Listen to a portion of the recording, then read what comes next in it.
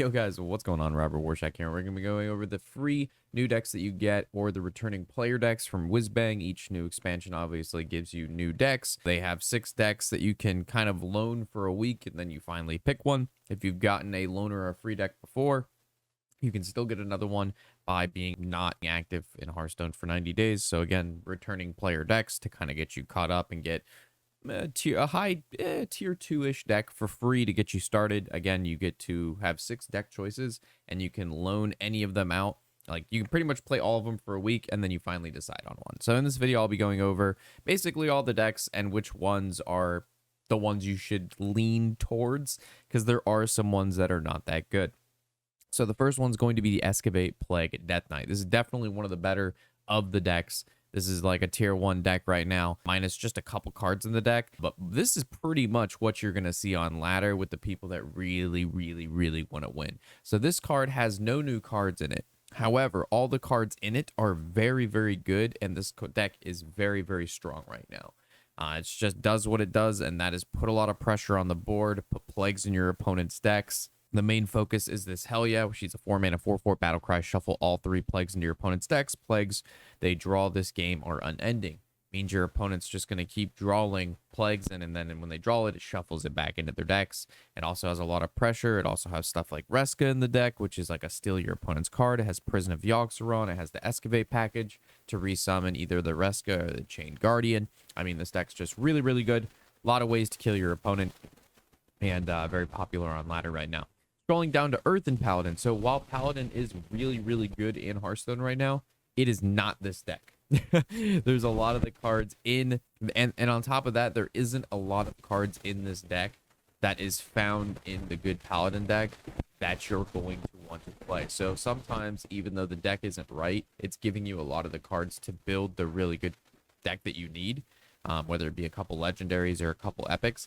This deck right here has almost nothing you need in it at all that's going to help you build the other Paladin deck that is strong right now. So I do not recommend this Earthen Paladin deck. For those of you who don't know what Earthen Paladin, you basically summon larger and larger, not green men, but yellow men. So these guys are 2/2s. You summon another one, it's 4/4s. Summon another one, it's 6/6. It's a meme deck, right? And you just keep resummoning cards that are summoning these or just them themselves. So while a pretty fun meme deck, I would not recommend anybody actually pick this deck for their loaner deck. Moving down to Rogue. So Rogue actually got another pretty good deck here, and that's going to be the Excavate Coin Random Rogue. An Excavate Rogue, as we've seen in the past, really good deck, was like one of the top performing decks for quite a few months. Because of Really the Kid. He's a 4-mana 4/3 Battle Cry, Quick Draw, and Death Rattle Excavated Treasure. Treasure for Rogue is a 4-mana 5/5 Scorpion that gives you 5 random cards that cost like 1. So it's just a really crazy in combination with Tess. However, this deck does run the Wishing Well, which is kind of crazy because you normally either go with the Wishing Well package, which is after you play a coin, get a random legendary minion from another class and set its cost to 1. So you'd kind of go for like the big coin package, or you go for the Excavate. You normally wouldn't go for both. So this deck is kind of trying to do both. But if you're interested in Excavate Rogue, this has a lot of the Excavate Rogue cards that you're going to want to play in it, unlike that Paladin deck we covered earlier. So if you're interested in Rogue and you like the playstyle of Random Rogue, Excavate Rogue, or Wishing Well Rogue, this is not a bad pick. It's not going to be a crazy powerful deck. It's definitely a high roll deck because of the fact that it's random. But a lot of the times it is good. You're getting a lot of the good legendaries as well, like Windblade, Drilly, Tess. These are generally pretty good rogue cards besides Bounce Around. But if you're running the coin package and stuff, you're going to want to bounce your coin, guys. So really wacky deck they included, but I like it. It's kind of neat. All right, so moving down to the Reno Highlander Shaman. Not a deck that I was guessing I would see here, but it is here. It's not terrible, but it is very slow, very control-y. And in this meta where I see most decks killing you from whatever health you are, whether it's an OTK deck or an infinite value sort of control deck, I don't think Highlander Reno Shaman is going to be a good pick for you. I just don't see the strength of this deck comparative to other decks that you can play that are control based or have control cards, but then kills you with some sort of combo at the end. You know what I mean? Like all decks now, like before, control decks didn't really have a win condition other than to outlive your opponent and eventually get them out of cards, right? Control decks nowadays actually have win conditions. They have ways to kill your opponent from upwards of 20 or 30 life. However, Shaman does not have that. So you're playing this deck that's just not superior to other decks of similar playstyles, which, you know, why play it at that point? Not really a fan of this one, and there's nothing ultra interesting about it that would... The most interesting, coolest card in the deck is the Frogman. He's a 5-mana 4/5 battle cry. If your deck has no duplicates, which is like the Highlander Arena part, equip the Staff of the 9 Frogs. And that's just a really fun card. You get a 1/9 staff, and every turn you hit your opponent, you get a little extra frog, and the frog grows over time. However, they actually just recently updated the picture of the frog, so it's now a cute little orange frog instead of the old hex frog. However, they did not make the picture grow over time. You know what I mean? Start off as like a little tadpole, and then finally on like the last hit of the weapon, it's like this big juicy toad or something. That'd be hilarious. But anyway, I would not recommend that deck at all. Moving down to Sludge Warlock. This was like a tier S deck in the previous meta. It got nerfed pretty heavily, but it is still a really good deck. It's a really straightforward deck.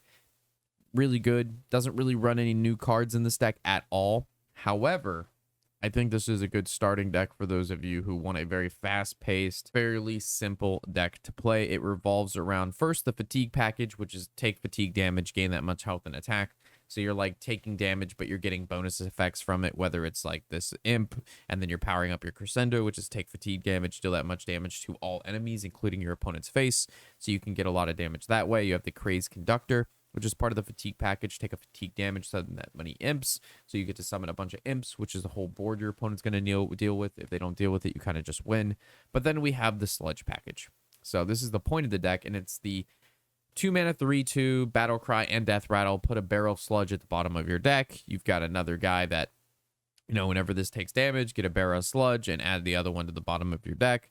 And then you're putting all these sludges at the bottom of your deck, right? And these sludges are 3 mana, deal 4 damage to the lowest HP enemy, which means it can go face. You're running stuff like the 4-mana 7/7 at the end of your turn, destroy the bottom 3 cards of your deck, which means if they're destroyed, their effects trigger. So the sludges are blowing up your opponent. It's just a lot of damage to deal with. It's a very annoying deck. You also have like Chaos Creation, deal 5 damage, summon a random 5 cost, destroy the bottom 5 cards of your deck. This was also one of the cards nerfed, but it's still really good. Like, this deck still can get you to legend. It's still very, very good. Very, very simple, very straightforward. You're kind of doing the same thing every game. It does it really well. So if you like that kind of deck, you can have fun with it.